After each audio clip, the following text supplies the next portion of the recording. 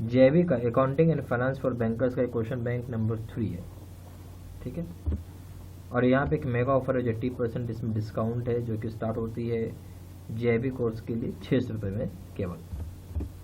पहला सवाल देखिए, balance sheet and profit loss account prepared by bank. बोल जो बैलेंस शीट होता है, प्रॉफिट लॉस अकाउंट होता है जो कि बैंक प्रिपेयर करता है, ए पॉइंट है, are submitted to RBI by bank से, सबमिट करता है आरबीआई, सबमिट करता है बैंक आरबीआई को।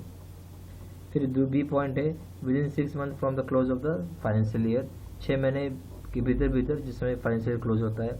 सी पॉइंट है, इन 3 कॉपीज। डी पॉइंट है, अलॉन्ग विद ऑडिटर्स रिपोर्ट। और which of these is correct, इसमें option A to D all, B option A to C only, C option है B to D only, D option A C and D only. आपके समझ से क्या होगा देखिए, तो इसमें जो सही ऑप्शन आ जाएगा वो क्या हो जाएगा आपका, यहाँ पे ए टू सी हो जाएगा, यानी बी हो जाएगा। कैसे समझते हैं, बैलेंस शीट है क्या, यहाँ पे बैलेंस शीट की बात, सॉरी बैलेंस शीट की बात हो रही है यहाँ पे, और बात हो रही है प्रॉफिट और लॉस अकाउंट की, राइट। तो ये जो प्रिपेयर किया जाता है तो नेचुरल सी बात है कि आरबीआई को सबमिट ही करेंगे, ठीक है। और ये भी 6 महीने का टाइम फ्रेम होता है, 6 महीने के भीतर जो फाइनेंशियल क्लोज है वहाँ पे सबमिट करना होता है। फिर वो 3 कॉपी में भी सबमिट करना होता है, ठीक है। और यहाँ पे ऑडिटर का रिपोर्ट का कोई ज़रूरत नहीं है, ठीक है, क्योंकि नेचुरल सी बात है जब बैलेंस शीट बना रहे हैं तो उसमें वो सब चीज़ चार्टर्ड अकाउंटेंट के द्वारा सब कुछ किया रहता है, ऑडिट किया रहता है, ठीक है। तो अलग से कुछ ऑडिटर रिपोर्ट की जरूरत नहीं होती, इसलिए ए टू सी काफ़ी है। क्वेश्चन नंबर 2, फॉर्म बी जो under provisions of banking regulation act is used by banks to. बोलता है जो फॉर्म बी होता है, जो प्रोविजन होता है बैंकिंग रेगुलेशन एक्ट का, ये यूज करती है बैंक किस चीज़ के लिए। ए ऑप्शन है send report of CRR, B option है send details of SLR investment, C option है prepare profit and loss account, D option है रिपोर्ट अनक्लेम्ड डिपॉजिट्स।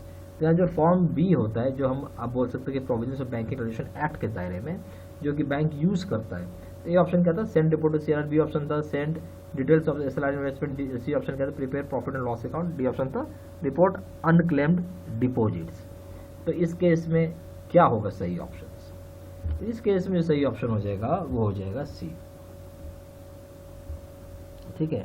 तो सी क्या हो जाएगा कि आप यहाँ पे प्रिपेयर करते हैं प्रॉफिट और लॉस अकाउंट। फॉर्म भी क्या होता है बैंक में, प्रॉफिट और लॉस अकाउंट को प्रिपेयर करने के लिए होता है। Question number 3, provisions made for loan account are placed under which of the following items. जो भी प्रोविजंस बनाए गए हैं लोन अकाउंट के लिए उसे हम किस फॉलोइंग आइटम्स में डालते हैं। प्रोविजंस का मतलब क्या है, जो भी प्रॉफिट हो रहा है उसमें से एक पोर्शन निकाल रखा है, जो बैड लोन होगा उस लोन को भरपाई करने के लिए पैसा निकाला जाता है नेट प्रॉफिट में से, ठीक है। नेट प्रॉफिट नहीं बोल लीजिए, प्रॉफिट में से पैसा निकाला जाता है प्रोविजन का, ठीक है। तो ए ऑप्शन है reserves and surpluses, B option other liabilities, C option है contingencies and provisions, D option है अदर लायबिलिटीज एंड प्रोविजंस। क्या हो जाएगा सही ऑप्शन इस केस में, इस केस में जो सही ऑप्शन हो जाएगा डी हो जाएगा, अदर लायबिलिटीज एंड प्रोविजंस हो जाएगा इसमें, ठीक है। Question number 4, bank have different types of capital, what is the proper order. Bank के पास डिफरेंट तरह के कैपिटल होते हैं, उसके प्रॉपर ऑर्डर क्या है बताना होगा। ए ऑप्शन है authorised subscribed issued paid up, B option है authorised issued subscribed paid up, D C option है authorised paid up issued subscribed, D option है authorised paid up subscribed issued. तो यहाँ पे क्या हो जाएगा डिफरेंट टाइप्स ऑफ कैपिटल, तो यहाँ पे जो डिफरेंट टाइप्स ऑफ कैपिटल हो जाएगा ऑथराइज सब्सक्राइब्ड इशूड और पेड अप हो जाएगा। क्या हो जाएगा इसमें, आपको 4 ऑप्शन जो दिए हुए थे इसमें सही ऑप्शन हो जाएगा बी। जो डिफरेंट तरह के कैपिटल है उसमें जो प्रॉपर ऑर्डर होगा, सबसे पहले ऑथराइज्ड होगा कैपिटल, फिर इशूड कैपिटल होगा, फिर सब्सक्राइब्ड कैपिटल होगा, लास्ट में पेड अप कैपिटल होगा, ठीक है। क्वेश्चन नंबर 5, कॉन्टीजेंसी लायबिलिटी इन ए बैंक बैलेंस शीट इंक्लूड। बोलते कंटीजेंसी जो लायबिलिटी होती है बैंक की बैलेंस शीट में क्या इंक्लूड करता है। ए पॉइंट हो जाएगा claims against the bank not acknowledged as डेब्ट। क्लेम्स जो होता है बैंक के अगेंस्ट में उसको एक्नॉलेज नहीं किया जाता है एज ए डेब्ट के रूप में। फिर हो जाएगा लायबिलिटी जो होता है पार्टली पेड इन्वेस्टमेंट्स का, क्या पार्टली पेड की लायबिलिटी होगी इन्वेस्टमेंट की, वो हो गया। फिर से guarantees given on behalf of customers, जो कस्टमर्स के बिहाफ में अब क्या गारंटी दे रहे हैं उसके ऊपर बात हो जाएगा। Liability on account of outstanding forward exchange contracts, तो क्या लायबिलिटी होगी उस अकाउंट में जहां हम बात कर रहे हैं आउटस्टैंडिंग फॉरवर्ड एक्सचेंज कॉन्ट्रैक्ट का, ठीक है। अब इसमें ऑप्शंस दिया हुआ A to C only, B option है B to D only, C option है A to D, A and D only, D option है ए टू डी ऑल। जो सही ऑप्शन क्या हो जाएगा कंटीजेंसी लायबिलिटी जो होता है बैंक के बैलेंस शीट में, वो इंक्लूड क्या क्या चीज़ करती है, तो इसमें जो सही ऑप्शन आ जाएगा आपका वो हो जाएगा D, A to D all. तो कंटीजेंसी लायबिलिटी जो होता है बैंक के बैलेंस शीट में, वो इंक्लूड करता है आपका claim against bank not acknowledged as डेप्ट, यानी वैसा क्लेम जो बैंक मानने को तैयार नहीं है कि वो लोन है, ठीक है, वो चीज़ आ जाएगा। मतलब कंटीजेंसी का मतलब क्या समझते हैं, ना अभी तक एसेट है ना अभी तक लायबिलिटी है, ठीक है। कंटीजेंसी का मतलब क्या है, ना अभी तक एसेट है ना अभी तक लायबिलिटी है। आप चाहे उसको कंटीजेंसी एसेट बोलो या चाहे कंटीजेंसी लायबिलिटी बोलो, आपके ऊपर है। पर जब क्लेम होता है तो हम लोग उसको लायबिलिटी के टर्म में बोलते हैं। तो क्लेम और कोई बैंक अगेंस्ट कर रहा है, उसको एक्नॉलेज नहीं किया जा रहा है डेप्ट के रूप में, तो कंटीजेंसी लायबिलिटी हो जाएगा। ये पॉइंट तो सही है भाई, ठीक है। बी पॉइंट में आइए, बोलता है जो लायबिलिटी होगा पार्टली पेड इन्वेस्टमेंट्स का, ये भी सही है। जो पार्टली पेड इन्वेस्टमेंट्स का जो लायबिलिटी होगा, तो ये भी कंटीजेंसी लायबिलिटी में आता है आपका। सी हो गया, guarantees given on behalf of customers, जब कस्टमर्स के ऊपर आप गारंटी दे रहे हैं वो भी, क्योंकि अभी तक इन्वोक नहीं हुआ गारंटी ना, दिया है गारंटी, गारंटी का यूज तो हुआ नहीं है, तो यूज नहीं होगा तब तक ये कंटीजेंसी लायबिलिटी भी बना रहेगा। फिर liability on accounts of outstanding forward exchange contract, forward exchange contract जब तक एग्जीक्यूट नहीं होता है तब तक वो एक तरीके का कंटीजेंसी लायबिलिटी बना हुआ रहेगा। तो हम ये बोल सकते हैं कि चारों ऑप्शन सही है, ठीक है, तो चारों पॉइंट सही है, ठीक है ना, इसलिए डी ऑल होगा। क्वेश्चन नंबर 6 देखिए, difference on account of incomplete recording of transactions between two branches is called its balance. बोलता है कि जो डिफरेंस होता है दो अकाउंट में, जो इनकम्प्लीट रिकॉर्डिंग हुआ ट्रांजेक्शंस का दो तरह के ब्रांचेस में, उसे हम उसकी बैलेंस बोलते हैं। ए ऑप्शन क्या है, inter office balance credit, B option inter office adjustments debit और क्रेडिट, सी ऑप्शन हो जाएगा inter office balance debit, D option हो जाएगा इंटर ऑफिस एडजस्टमेंट डेबिट। तो सही ऑप्शन क्या होना चाहिए आपकी समस्या में, यहाँ जो सही ऑप्शन हो जाएगा वो हो जाएगा B, inter office adjustments debit और क्रेडिट।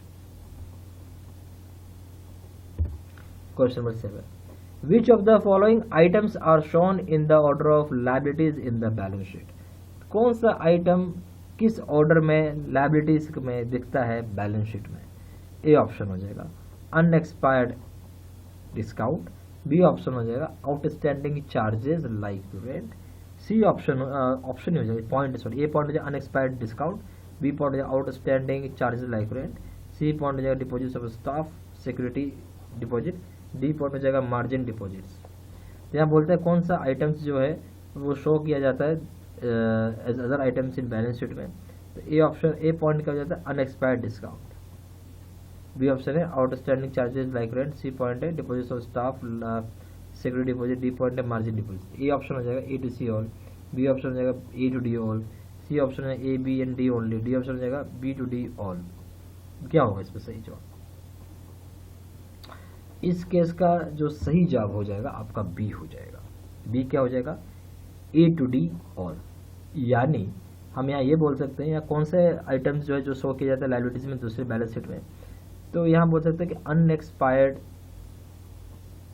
डिस्काउंट जो होगा, ये क्या आइटम्स जो अदर लायबिलिटीज में आ रही हैं, क्या आ रही हैं समझिएगा ध्यान से, other liabilities of balance sheet की बात कर रहा है, तो उसमें ये आ जाएगा अनएक्सपायर्ड डिस्काउंट, सही है।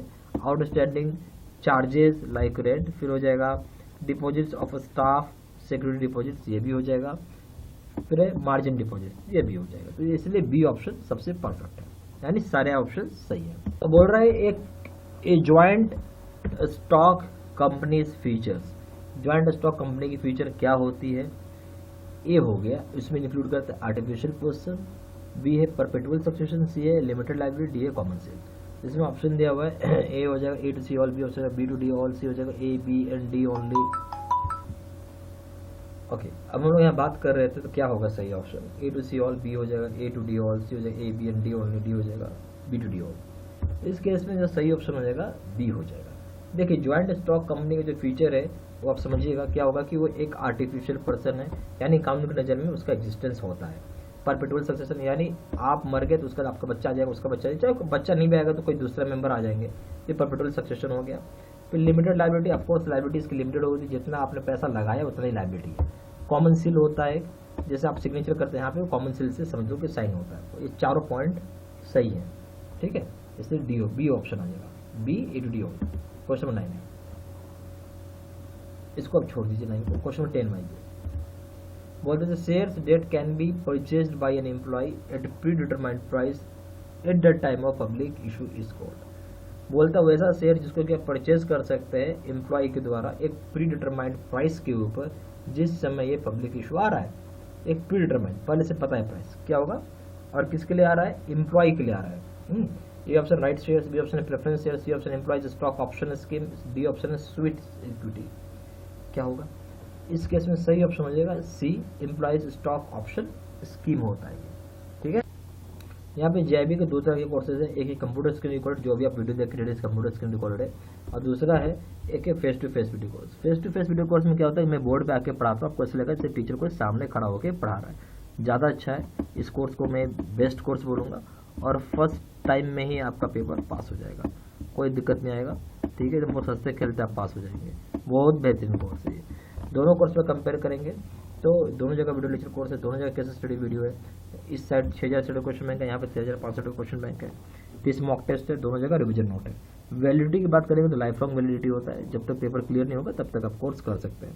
प्रिंसिपल्स का पेपर करेंगे यहाँ में 600 रुपये, यहाँ में 1200 रुपये, अकाउंटिंग का 800 रुपये, यहाँ 1500 रुपये, लीगल का 600 रुपये, वहाँ 1200 रुपये, कॉपी पैक करेंगे तीनों पेपर एक साथ करेंगे तो दाम 1500 रुपये, उधर दाम है 3000 रुपये। ज़्यादा जानकारी के लिए फ़ोन भी कर सकते हैं, फ़ोन नंबर हो जाएगा 4 × 9 6 8 5 1 2 7, दूसरा नंबर है 7 8 2 7 5 4 6 9 4 6। वेबसाइट में जाकर डायरेक्टली ऑनलाइन ऑर्डर प्लेस कर सकते हैं, वेबसाइट हो जाएगा www.jbcabstudymaterial.com। ईमेल आईडी हो जाएगा seedsina123@gmail.com।